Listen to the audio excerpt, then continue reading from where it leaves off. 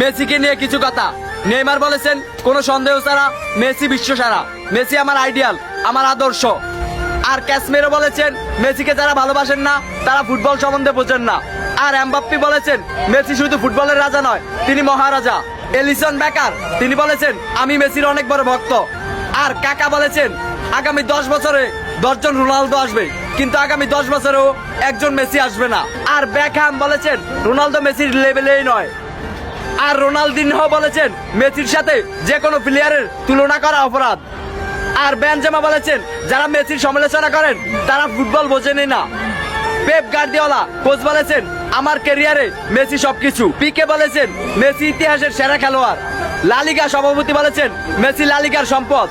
আর প্লেকে জিজ্ঞাসা করা হয়েছে মেসি নাকি রোনালদো, তখন প্লে উত্তরে বললেন মেসি। তো আই লাভ লিও মেসি। তো এই ভিডিওর মাধ্যমে কোনো প্লেয়ারকে ছোট করা দেখা হয়নি। তো যদি কোনো ভুল হয় তাহলে ক্ষমা দৃষ্টিতে দেখবেন। তো সবাই ভালো থাকবেন।